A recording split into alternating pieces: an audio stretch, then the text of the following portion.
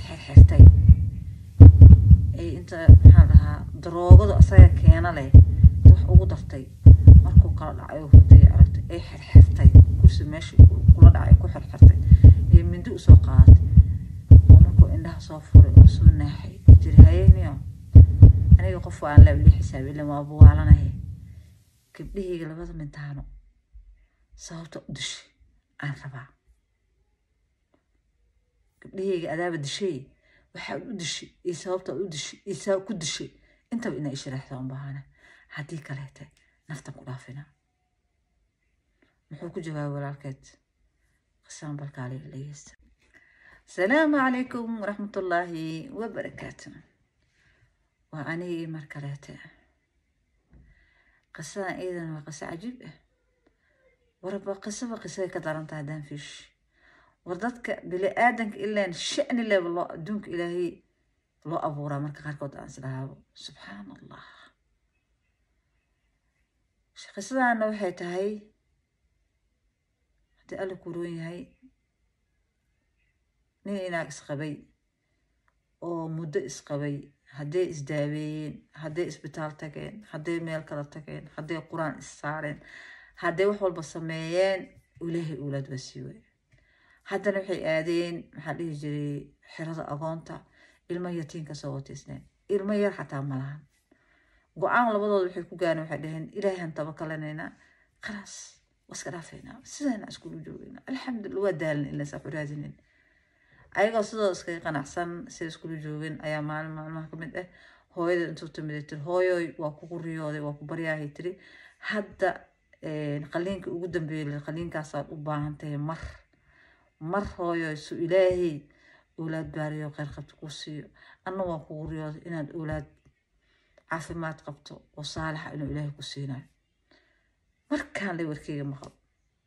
gabadhii hayay tiri hooyo waa iska dhaafnay managa dhaaftii tiri koogu hore marka dambe markay aragtay inay hooyadeed ku taagantahay musamama ee ku taagan waxay tiri hayay waaye ninkeeda u sheegtay ninku waa ogolaaday sidii ay ku martay qaliinka alxamdulilah markay caafimaadday ilaahay caloosheeda ubaduu ku abuuray alxamdulilah ayadoo la wada faraxsan yahay markii muddo la gaaray ayaa kombiyuutar la marsiiyey kombiyuutarka wuxuu soo sheegay laba gabdhood mataana ah inay caloosha ku wato farxad ku darwaa alxamdulilah adiga sidii meesheeda loogu dhowraayay ee loo waardiinayay howl xataa qaban loo dhahay ilaahay marka dambe waa kala keenay oo labadii mataana way dhashay labadii mataan markay dhashay aabahood wuxuu yiri labada mataano maadaama ilaahay wax isii yiro xaafadana isku keena xalfadan dhiga markaas waxay tiri isha xaasidka bila aadanka ishooda maxaa la inta naga dhici lahayd afka ishana qaadi lahayd naga daayay tiri hayuu yiri 3 sano markay gaareen wuxuu yiri wuxuu weynaadeen waxaan u dhigayaa dhalasho hayay tiri dhalashadii yaa la isku wacay xaafadii oo dhan dhalashada markii la soo wacay isku yimideen cidaari hooyadeed walaalkeed kullu isku yimid dhalashadii ee dhamaatay ee xalfada lagu kala tagay ee reerihii kala baxeen ee gabdhihii seexdeen qolkooda geysay xoogaa kadib ayay ninkeeda is ag fariisteen kadib waxay tiri sidii caadadu ahayd inay gabdhihii soo fiiriso intaysan sariirteeda tegan ayay way soo baxday guriga timid qolkii soo gashay waxay aragtay gabadheeda mid oo kalarkeeda isbedelay ninkeedii wacday wuxuu tiri kaali bal gabadhaan ila fiiri gabadheeda ila fiiri waa mid labadii mataano hal mataano waa saqiirtay subxaan allah adoogan wala fiiri dhakhtar alla waa dhakhtarku wuxuu cadeeyay mid inay noosha midna ay dhimatay ayagoo qaracsan oo sidii ku joogaan adoo xataa wadna xanuun ku dhacay ee muddo joogaan ee gabadhina mar hore la soo duugay ee gabadhooda kale iska haystaan ayaa walaalkeed wuxuu yiri maadaama aad qalbi xanuun idinku dhacay oo meesha ma fadhidiin ka waran haddaan dalxiis aadno ani idin raaco lacagtan aan idinka bixinaa waxay dhaheen way raaceen gabadhina way wateen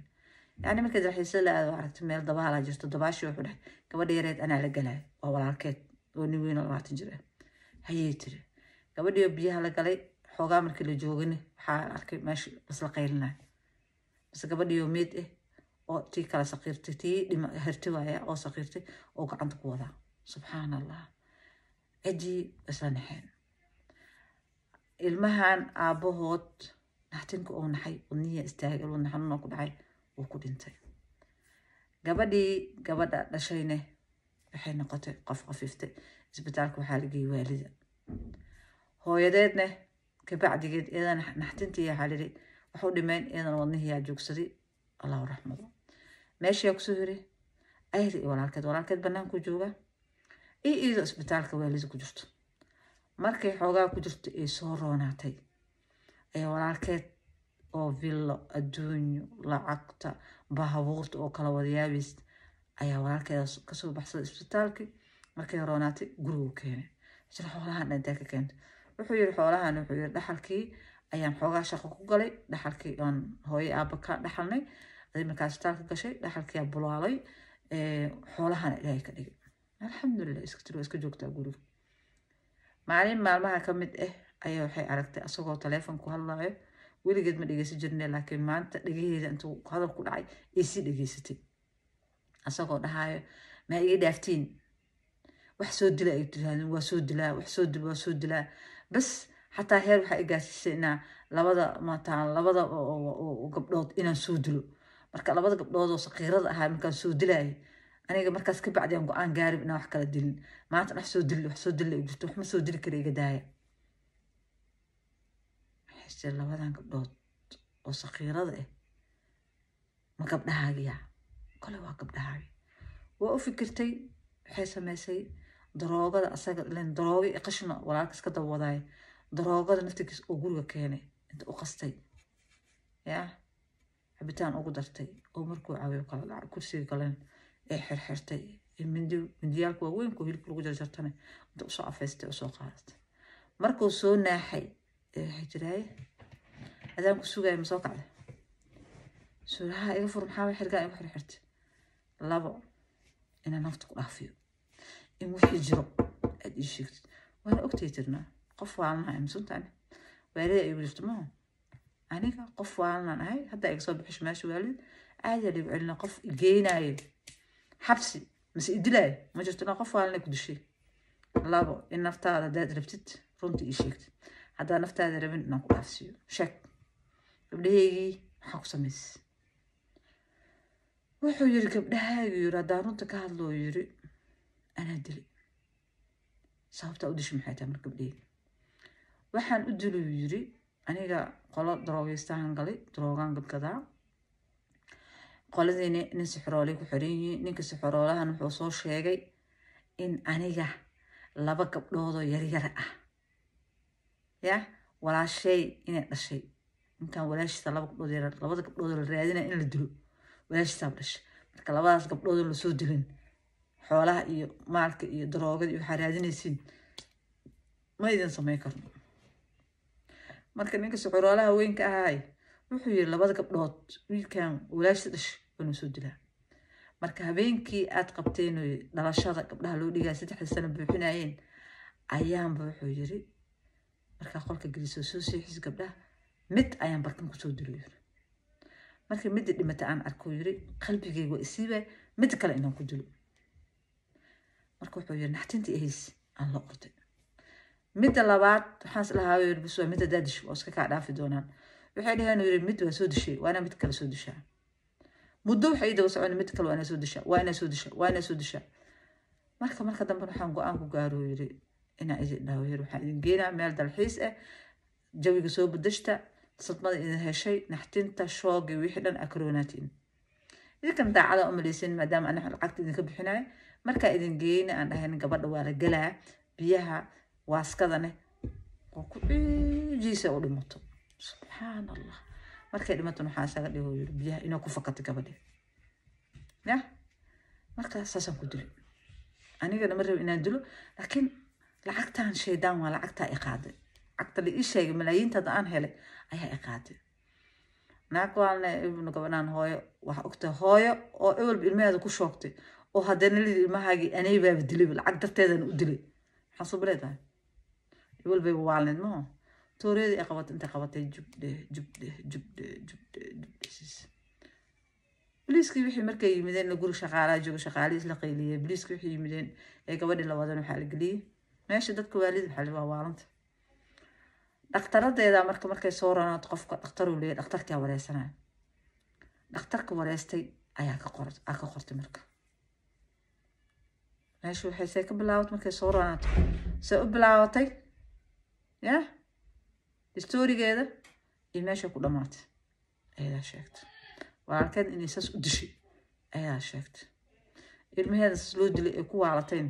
oo ninkan ka dhintay hooyadeed dhimatay asagana usoo hirinay labadeeda gabdhood dileen waxa dhanba asaga ka dambeeyeen ayadaa sheegtay subxaan allah ya wala nacal abuugto mucjizo waaye maxay mucjizo ahaaweys ya bismillaah ilaaha naga soo adeejin ilaaha ummadda naga soo adeejin lacagtaan qaado xoolahan qaado soo dil hooyadaa soo dildaa soo dilay walaalaha soo dilo soo dilay ilmahaaga diloo dilay xoolo waa shaydaan waa xoolahan ilaaha noogu qaadin subxaan allah see qalbigay keenaa ilmo walaalkay dhalay inaan dilo qalbigay soo isiina kaas nafsadiis ilmihiisa dil lacagta uu dil lahaa maleyna wallahi mucjiso waa mistirin subxaan allah qisadaan maanta intaas ku eg tahay khayr badanaa idin dhaafay asalaamu calaykum waraxmatullaahi wabarakaatu laakiin hal mid aan idinka codsanaa share like subscribe qisadaas aan iskugu soo gudbinaa anoo allergy ahaayo dhegeysaan yihiin qisado idin soo gudbiyaa anoo hurdaysan waa idin soo gudbiyaa anoo shaqa anoo ka daalan idin imaado idin soo gudbiyaa ee soomaaliya naga daayay hadina kana dad fiican iska dhiga walaalahayo khayr allah idin siiyo iska saara subscribe waa taqaaniin farta free le waayo wax lacag idinka qaadayo malahan anna waxay ii tareysaa idinkane maasha allah dhiirigelina ay naqanaysiin idinkan wax ma idinka dhibto anna waa igu dhiirigelinaysiin ilaa meeshaan aan soo fadhiistay wallaahi waa daalana shaqaa ka imid indhahayga xataa allergy xuna ahaayo allergygana waa igu kacsiya shaqo waa ka imid waa ka daalana saasay tahan waa rabaa qisadii aan maqlo inaan idin soo gudbiyo oon soo turjubaano yaa soomaali idin kaga soo dhigo idin soo gudbiyo maasha allah waa soo gudbina saa yeelahe kolay mar uun iska kee bari doontiin insha allah mar uun dhihi doontiin samsam qisadeeda waatana sug samsamaa qisa soo wadaa sax maa insha allah bidnah kariim khayr badan ay dhaafay caafimaad cimri dheer cibaado suuban kulligeen soomaali meel walboo joogno ilaahay caafimaad cimri dheer cibaado suuban allah noogu hayo sharti iyo shaydaankan allah naga xijaabo walaalas jecel allah naga dhigo waabas jecelnahee yaa ee quluubteeda ilaahay ha isku soo dhaweeyo inta dhimanne ilaah isku keeno insha allah soomaali mid allah ka dhigo kor allah naga wada dhigo caafimaad cimri dheer cibaado suuban ilaahay noogu baryo kulligeenaba asalaamu calaykum waraxmatullaahi wabarakaatu